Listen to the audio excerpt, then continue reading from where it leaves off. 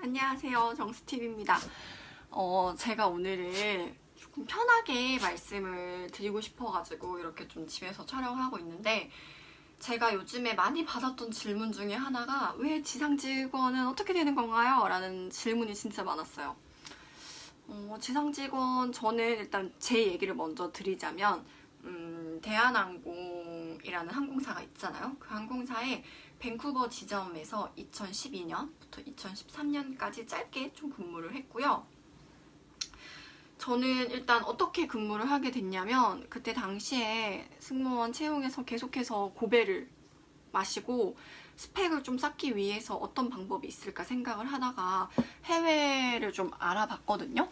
근데 제가 알아봤었을 그때 좋은 이제 기회가 생겨서 외국에 나가게 됐는데, 이제 뭐 가기 전까지는 사실 그렇게 될 수 있을지 몰랐어요. 그렇게 근무를 하게 될 수 있을지 몰랐지만 또 가서 하다 보니까 좋은 기회가 생겨가지고 면접을 보고 근무를 시작을 하게 됐었거든요. 제가 면접을 봤을 당시에는 어떻게 면접을 봤냐면, 한국처럼 본 건 아니고요.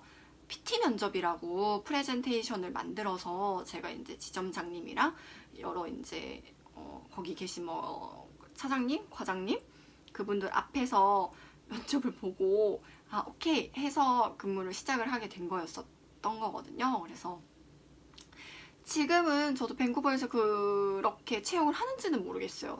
그게 2012년이었으니까 거의 6년 전인 거잖아요. 그래서 거의 지금은 뭐 어떻게 됐는지 제가 알 수가 없어가지고, 연락책이 없어가지고 모르겠지만 저는 그렇게 근무를 했고, 저는 개인적으로 지상직으로 근무를 하면서 느꼈던 거는, 지상직은 정말 대단한 직업이다 라는 걸 느꼈어요. 밴쿠버는 사실 하루에 한 편이 들어오고 한 편이 나가요. 무슨 말이냐면, 인천 밴쿠버가 한 편밖에 없어요, 하루에. 밴쿠버 인천도 그렇고. 비행기 한 대가 들어와서 떠나는데, 그 일을 하는데도 저는 너무 정말 바쁘다, 힘들다 이런 생각을 했었었는데, 한국은 어마어마하게 많은 비행기가 뜨고 내리잖아요.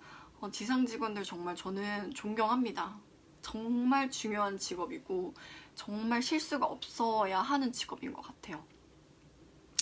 저는 근무할 때 어떻게 근무를 했냐면, 밴쿠버는 워낙 공항이 좀 작고 그 나라의 국적기가 아니기 때문에 규모가 어찌됐건 작아요. 그래서 저는 뭐 이제 티켓팅 그 발권 쪽에서도 있어 봤고, 게이트 앞에 이제 그 보안 검색 끝나고 가서 이제 게이트 앞에서도 좀 있어 봤고, 좀 여러 가지 로테이션을 하면서 일을 해봤는데, 저는 발권이 너무 어렵다고 느꼈어요. 왜냐면은 발권 같은 경우에는 사실 저는 처음에는 혼자는 못했고, 이제 같이 도와주셔가지고 어깨 너머로 배우는 것부터 먼저 좀 도와드리고 했는데, 왜냐면은 그 모든 커맨드를 다 암기를 해야 돼요.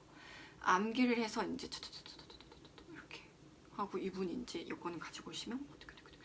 근데 이게 밴쿠버는 그래도 한 편이라 그랬잖아요. 한 편은 괜찮아요. 근데 이제 인천 같은 경우는 인천에서 가는 데가 너무 많죠. 그럼 이제 그런 거 다 좀 기억을 하셔야 되고, 한국은 제가 알기로는 3교대로 알고 있어요. 3교대라고 알고 있는데, 이 3교대가 워낙 그 연장 근무가 많다 보니까 3교대라고는 하지만 3교대보다 조금 더 힘든 스케줄이라고 하더라고요. 그런 거 좀 미리 알고 있으시면 좋을 것 같고, 그리고 어떻게 지상직이 되나요? 라고 많이 물어보셔가지고, 일단 제가 알고 있는 거, 그다음에 주변 지인들한테 들은 거, 제 주변 지인들 중에도 대한항공 지상직으로 근무를 하시고는 계시는데, 일단 그 내용을 바탕으로 말씀을 드릴게요. 회사 사정은 언제든지 바뀔 수 있는 거기 때문에요. 오늘은 제가 이렇게 말씀드렸지만 갑자기 또 뭐가 생길 수도 있어요. 그 점은 좀 참고해 주시고, 항공은 일단 4가지가 있습니다. 첫 번째는 대한항공 대조공채로 입사를 하셔서 1년 동안 대조공채는 로테이션 근무를 하세요. 그 중에서 지상직으로 오시는 방법. 근데 이분들은 정말 고스펙입니다. 정말 고스펙이고, 보통 스카이, 뭐 서성한 뭐 이런 식으로밖에 뽑질 않아요. 대기업이잖아요. 그래서 그런 케이스가 있고요. 두 번째는 인하공업 전문대학 항공경영과에서 특채를 뽑습니다. 특채로 채용을 하게 되는데 예전에는 한 1년에 30명에서 40명 정도였는데 요즘에는 보니까 한 15명 정도 뽑는 것 같더라고요. 특채로 입사를 하시는 방법이 있고요. 세 번째는 이제 서비스 인턴이라고 2017년부터 뽑았습니다. 서비스 인턴이라고 2년 계약직인데 이게 정직원이 될지 안 될지는 2019년이 돼봐야 알 것 같아요. 이게 17년에 뽑은 인원들이어가지고 일단은 뭐 서비스 인턴 같은 경우는 뭐 전문대를 나오셔도 되고 학력 제한은 없으신데 대신에 이게 어떻게 될지는 몰라요. 제2여객터미널 개항하면서 채용을 한 인원들이어가지고 뭔가 안정화가 됐을 때 정직원 계약이 안 되지 않을까라는 생각을 저는 잠깐 했었거든요. 그래서 그런 게 있고요. 마지막은 에어코리아. 에어코리아는 전공 무관하고요. 전문대 이상 나오면 입사 가능한 걸로 저는 알고 있습니다. 저희 학생들 중에서도 좀 에어코리아를 많이 갔었는데 뭐 그렇게 업무적인 측면으로 다를 건 없지만 기업이 다르다고 보시면 돼요. 대한항공 소속은 아니고요. 대한항공도 한진이 위에 있잖아요. 그 한진 아래에 대한항공, 에어코리아 이렇게 따로 떨어진 회사라고 보시면 되고요. 에어코리아 분들은 또 에어코리아 분들의 복지 혜택을 받으실 수 있는 게 있고 대한항공은 대한항공 사내의 복지 혜택을 받으실 수가 있습니다. 근데 이제 그 직원분들이 보셨을 때는 조금 어찌됐건 같은 한진 계열이긴 하지만 그 소속되는 회사가 다르다. 라는 거 좀 알고 계시면 좋을 것 같고 에어코리아 공채는 좀 상시로 이게 채용이 뜨거든요. 그래서 여기는 김포, 인천 중에도 선택을 하실 수 있으니까요. 이쪽으로 좀 관심이 있는데 나는 뭐 인하공전도 아니고 서비스 인턴은 정규직이 안 돼서 싫고 여기 뭐 대학 대졸공채는 안 된다 그러면은 에어코리아를 한번 생각을 해보시는 것도 저는 괜찮을 것 같아요. 제가 아는 입사 방법은 이렇게 4가지 있고요.